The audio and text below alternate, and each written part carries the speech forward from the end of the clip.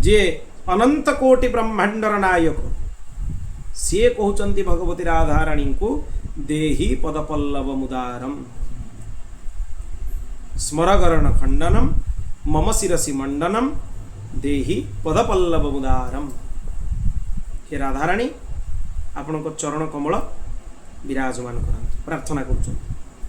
प्राकृत नायक जे मायार आकृष्ट जीव ताकू ये प्राकृत लीला भली लगे किंतु राधाराणी चरण कमलर मकरंदर आस्वादन करिबा ये जे सबुठु बड़ स्थिति सर्वोच्च स्थिति तार वर्णना करिबार क्षमता भी कहा भीतर नहीं। तेणु अप्राकृत ये प्राकृत नहीं ये होची अप्राकृत। जतः जन्माद्यस्य जतः कराई ना तो जतः शब्द जोठी आसिला से राधा कृष्ण ठारू श्रृंगार रसर उद्भव होईची बोली कहगला। जतः शब्द आमे शुणिथिले जे सबुठु आद्य रस किए श्रृंगार रस। ताले श्रृंगार रसटा आद्य रस माने सी कहा पाखरु सृष्टि तापरे प्रश्न आसीबो।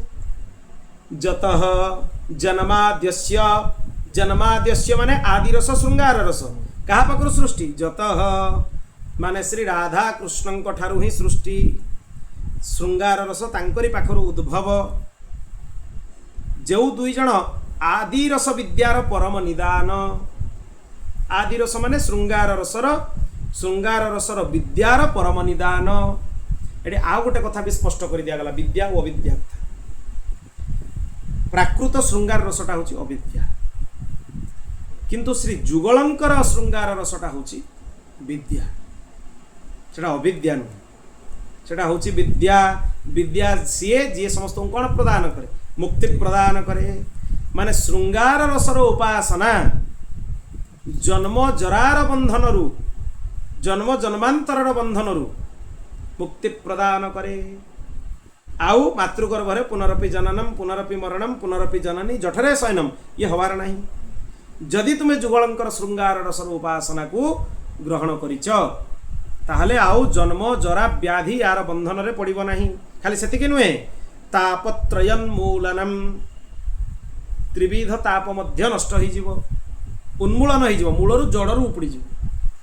जदि दूर कर दिया जीवो ताले संभावना ही पारे जे आहुरी आउथरे तार अंकुरोद्गम होइके पुणी आउथरे बाहरी बसी कारण जड़टा टिके रही जाइथिबो। गछ काटी देला बेले जदि मूलटा को छाड़ी दिया जाए ताले आउथरे डालपत्र बाहरिबो किंतु उन्मूलनम जदि कर दिया गला मूलटा उड़ै दिया गला आउ गछ रहिबार नहीं कि अनर्थ होबार नहीं अनर्थर जड़ उन्मूलन हो जीवो। जदि जुगलंकर श्रृंगार रसर चिंतन करा जाए रसास्वादन करा जाए अनर्थ उपशम हो जीवो नष्ट हो जीवो। बोल भक्तवत्सल भगवान की। सेठारे जीए कांता मानकु परित्याग करिकी रासस्थली जहांकर अनुगमन करिथिले जत अन्वयाद इतरत जीए कांता मानकु परित्याग करिकी रासस्थली जहांकर अनुगमन करिथिले काहांकर अनुगमन करिथिले श्रीकृष्ण श्री राधाराणी अनुगमन करते जत अन्वयाद इतरत। आगे बुझी जाओ जन्माद्यस्य जत जन्माद्यस्य माने आदि रस श्रृंगार रसर उद्भव जत जहा ठारू का ठारू जुगलंक ठारू श्रृंगार रस उद्भव उद्भव तो है तापरे कौन है जत अन्वयाद इतरत श्रीमती राधाराणी पदांक अनुसरण करी पदारविंद चरण मकरंद आस्वादन करने श्रीकृष्ण तांकर अनुगमन करथिले काहाकु परित्याग करी अन्य कांता मानंकु परित्याग करी श्री राधाराणी अनुगमन करथिले। रास पंचाध्यायीर स्मरण करागला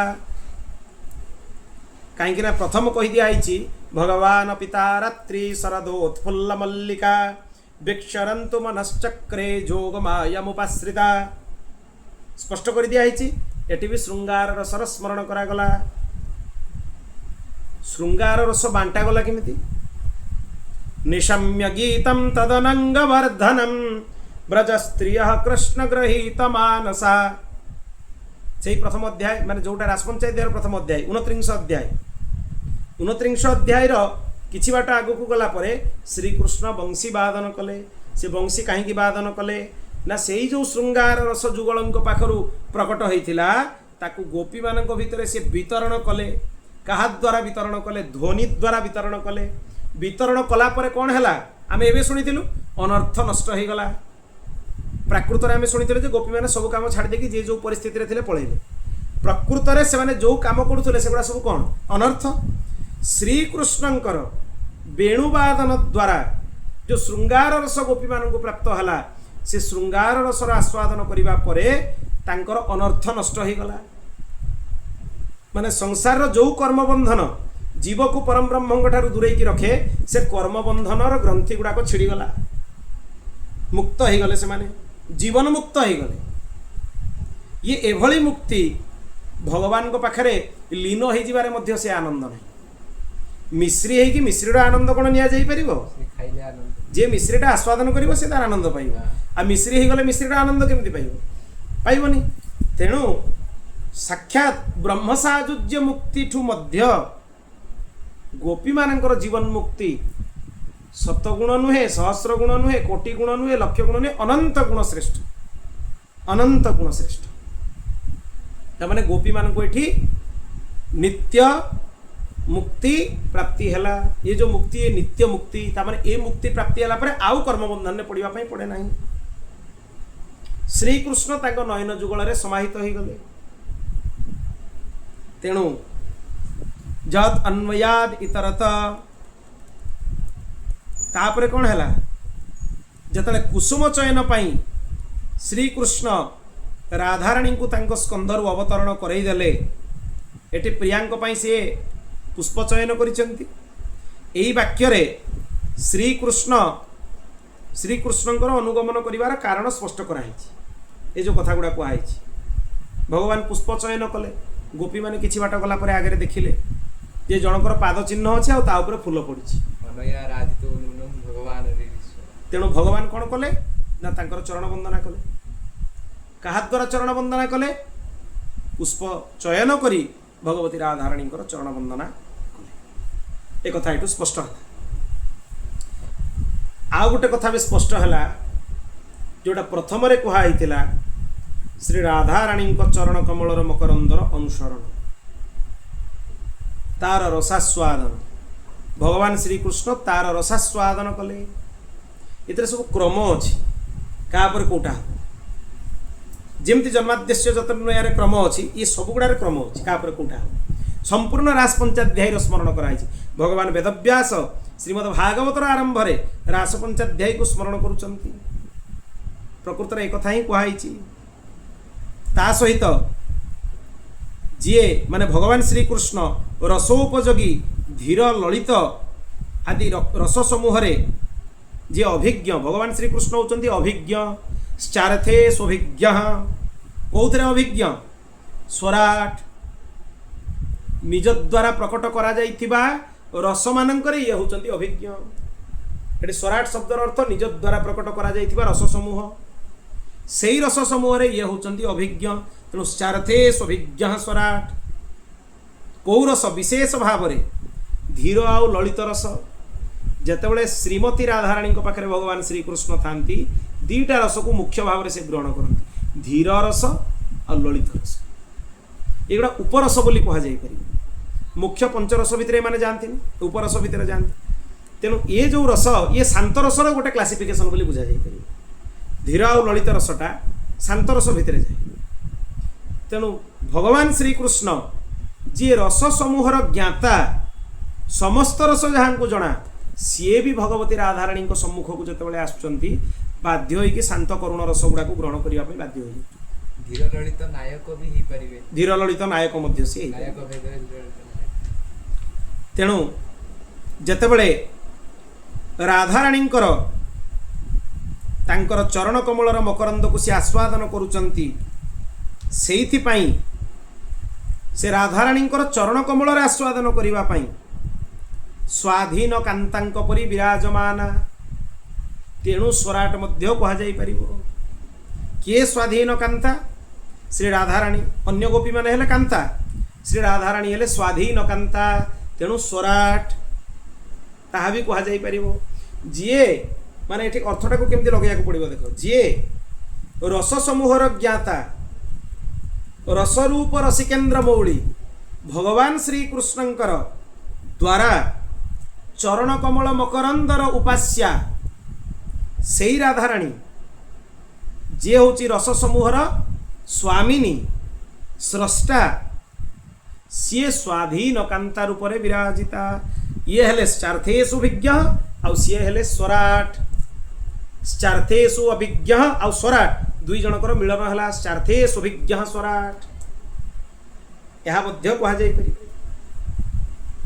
भगवान श्री कृष्ण हेले चार्थेषु विज्ञ आउ राधाराणी हेले स्वाधीन कांता हेले स्वराट स्वरा शब्दर अर्थ हेले श्री राधाराणी पूर्वर आम आलोचना करिछु या विषय सेई रस को प्रकाशन करिबा पाई एई जो रस निकुंजर रस निवृत निकुंजर रस रहस्यमय रस याकू प्रकाश करिबा पाई जन्मावधूत भगवान श्री सुखदेवंकु हृदय रे जे यार रस को स्फुरण कले रास पंचाध्यायी तत्व रूप में भागवत तत्व रूप में विस्तार कले तेने ब्रह्म हृदय आदि कवये ये ब्रह्म शब्दर वाचक हेले भगवान सुखदेव सुखदेव पाखे भगवान शब्द लगी पार नंदनंदन रूपस्तु श्री सुख भगवान ऋषि नंदनंदन निजे होचंती श्री सुखदेव तत्र अभवत भगवान व्यासपुत्र तत्र भगवान व्यासपुत्र अभवत एमती अर्थ करिबारे कौन सी असुविधा नहीं जोड़ी बसचंदी परीक्षित महाराज तत्र स भगवान व्यासपुत्र अभवत माने व्यासपुत्र रूपम धृत्वा तत्र समागमत व्यासपुत्र रूप को धारण करके भगवान आसिले कहीं महाभारत अनुसार जितेबाला परीक्षित को सुखदेव जी महाराज भागवत शुणेले ता पूर्वर तांकर ब्रह्म साजुज्य हो सारी ताले सुखदेव कौटू आसिले सुखदेव नहांती नंदनंदन रूपस्तु श्री सुख भगवान ऋषि साक्षात नंदनंदन श्रीकृष्ण चिंता कले जे निकुंजर रस को जीव मान पाखे पहुँचाइवाई मध्यम आउ कई हो पारे मु निजे हेबी सी सुख रूप धारण कले देके राधाराणी कर कमल बसिले राधाराणी श्रीमद् भागवत रास पंचाध्याय रस आस्वादन करइले केमिति आस्वादन करइले निज हृदय संकल्प आस्वादन करइले तेणु तेने ब्रह्म हृदय आदि कवये मुह्यन्ति जत्सूरय बड़ बड़ सूरी माने महापुरुष माने जोटी मोहित हो जाती सुखदेव से रस भितर प्रवेश पाईगले सी आ मोहित हेले सी रस भितर प्रवेश पाईगले आदिकवि सुखदेव एटी आदिकवि होची सुखदेव एटी तांकरी संज्ञा दिया है आदिकवि तेणु सुखदेवंकु तांको हृदय रे तत्वर विस्तार कले ए भागवतटा हूँ ब्रह्मरूप सुकंक मुखरू विगलित अमृत खाली अमृत नुहे एते पाचिला अमृत एते रसमय अमृत जो थे त्याज्य योग्य वस्तु ही किसी ना टाकुआ नहीं मंजी नहीं सिठा नहीं किसी ना चुपा भी नहीं से रसटा केमिति जे रही भगवान जानते से रसर चुपा मध्य नहीं ताकू रखापी एते अद्भुत रस पुणी सुखदेवंकर वाक्य रूपी अमृत सिंधुरे जी हूँ इंदुतुल्य सुखदेवंकर ध्यान दबा उचित तेजो बारिमृदम यथा विनिमयो सुखदेवंकर वाक्य रूपी अमृत सिंधुरे जी इंदुतुल्य इंदुरे सिंधुर भ्रम होची सिंधुरे इंदुर भ्रम होची तेजो बारिमृदम यथा विनिमयो जत्र त्रिसरगो मृषा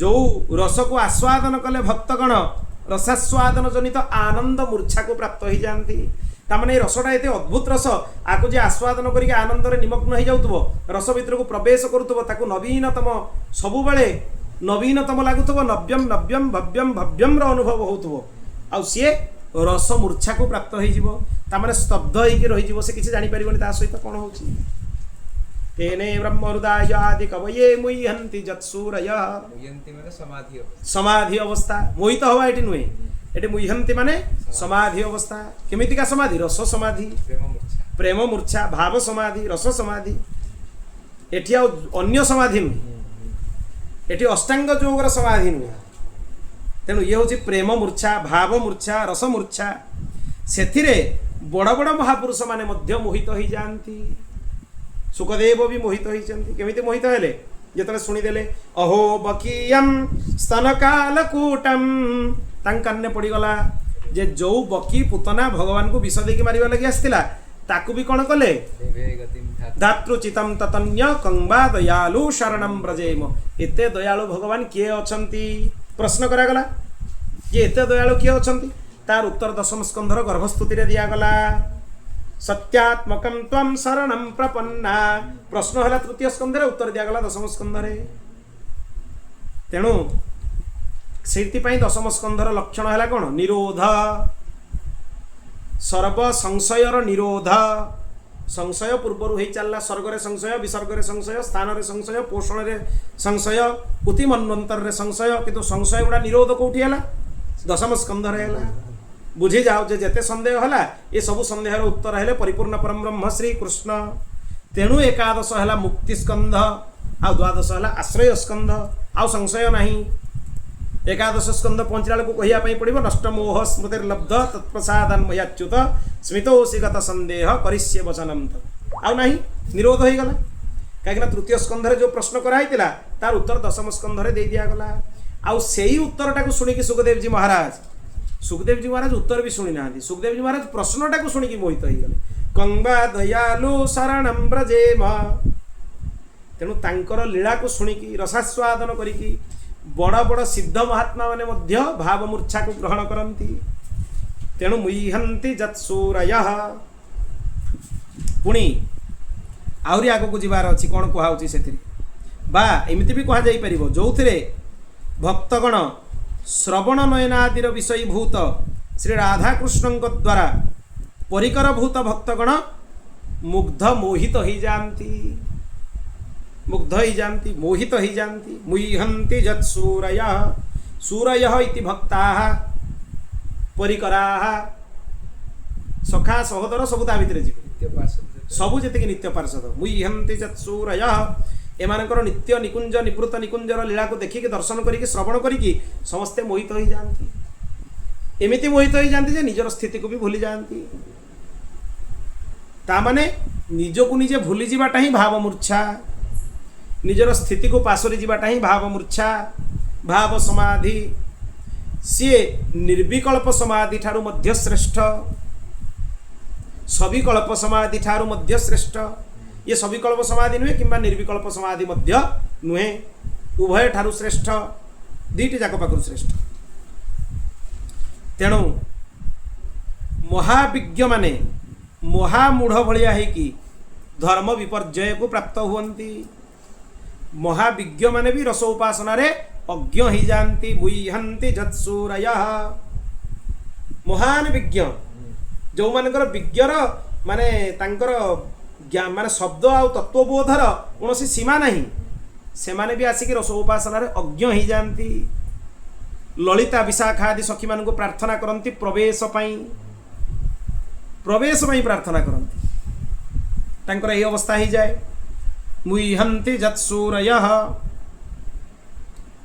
यही विषय रे दृष्टांत केमिति दिया जीवो तेज जल मृत्तिका आदि जेमिति स्वधर्म व्यतीय हुअन्ति माने तेजो रूप चंद्रादिर रासलीला दर्शन ने स्तंभजनित स्वय चलन धर्म व्यय जेमिति हुए भगवान मुरली शब्द रे समस्ते स्तंभित हो जाते कथा को ये भाया बुझ सरल निशम्य गीतम तदनंग वर्धनम समस्ते स्तंभित हो जाते इमिति स्तंभित हो जाती केमिति स्तंभित हो जाती तेजो बारिमृदम यथा विनिमयो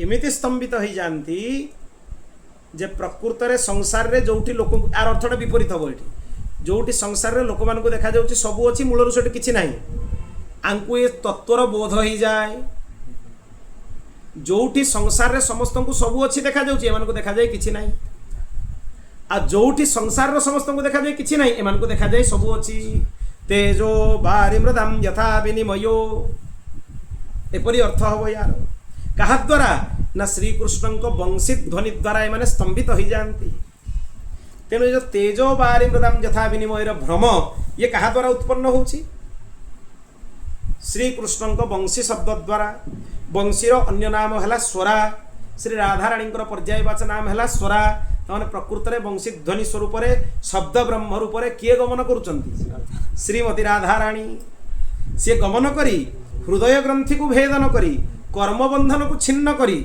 जीव मान को तेज बारी मृदाम यथा विनिमय द्वारा जत्र त्रिसर्ग अमृषा से तत्व को प्रदान करुचंती